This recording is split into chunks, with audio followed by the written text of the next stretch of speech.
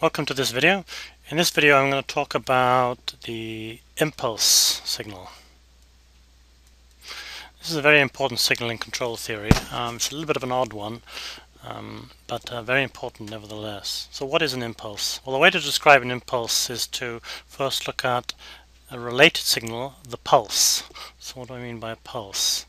Right, here I've got two axes. One carries time, the other carries a signal. And if I write a pulse, if I draw a pulse on here, I'll draw something that looks like this. Okay.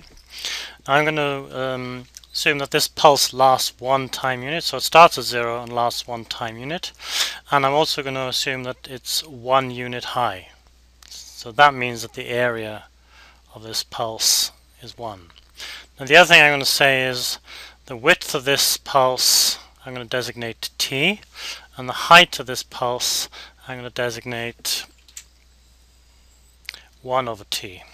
And the reason for doing that is whenever I change t here, this changes also such that the area remains 1. And to show you what I mean by that, if I draw another example, so here's the axis again. Oops. Right, this again is t, that's ut. So let's draw a different pulse. So this time, here's 1. This time I'm going to draw, the impulse is going to be only 0.5 wide. In other words, t is going to be 0.5. So if t is 0.5, then 1 over t must be 2. So somewhere up here the pulse is too high, and it extends out to 0.5 and then down. So this pulse is a little bit thinner and a little bit higher. Now I can keep on making this pulse thinner and thinner by reducing t. If I can make it really thin, but I can what can I say about this if I do that? Well, I can say that as t approaches 0, so as the width of the pulse approaches 0, I can always say, one thing I can always say is that the area remains 1. Now the height, of course, goes up and up and up. I'm not going to say too much about the height because it's a little bit of a strange height because it seems to go to infinity. But I do know that the area remains 1. Okay. How do people depict impulses? So this is an impulse, basically something that has an infinitely thin width and has an area of 1 and is very high. So that's an impulse. So how do people depict impulses diagrammatically? Well, they'll usually do something like this. They'll draw an impulse as an arrow. Okay, and they'll usually put next to it a number indicating the area. Now the reason why they put an arrow is because the height is undefined. Okay, this is called then the unit impulse, and it's given the symbol delta t. All right. So how do we graphically we can show an impulse like this, but how do we define it mathematically? Well, we define it in terms of the things we know about the impulse. So what do we know? Well, one thing we do know is that on either side of the impulse there's nothing. Okay, the only place where there is anything is at the impulse point itself, but on either side there's nothing. So the impulse is 0 when t doesn't equal 0. Right? So when t is not 0 on either side, there's nothing there. So that's one thing we can state for sure.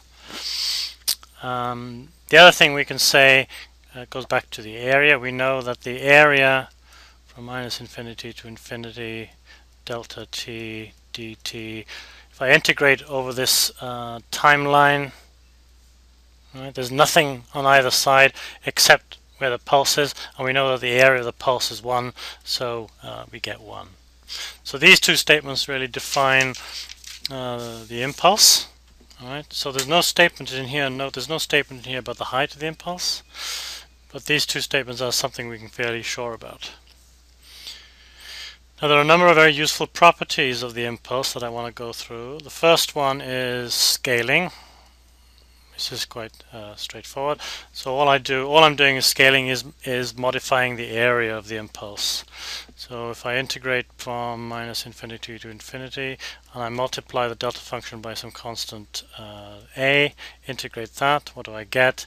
Well, a is a constant, so that moves out there. And this thing in here is 1 because that's the area. So 1 times a is a. All right. So I can scale the impulse by some arbitrary number a. Okay. The other thing that's important is time shifting. So I can move the impulse to another point in time. Let me show you that. So there's the x-axis and the y-axis. That's time. Delta t is at 0, so that's my impulse delta t. What happens if I had an impulse at A and let's say another impulse at B? How do I describe those? So I got two more impulses, both area 1. Well, I describe that just by using this notation, delta t minus A, and this one here is just t minus B. Alright, so that's just the normal shifting notation. If I have a whole string of impulses like that, I can also describe them collectively just by summing up the individual impulse terms. So this describes a series of impulses along the timeline at 0, A, and B. Now the other property that's very important, in fact it's probably the most important property here, is called sifting. So note that sifting, not shifting, but sifting. So what do I mean by sifting? Well, consider a continuous function f of t, and let's multiply it by the delta function. Now what will that equal?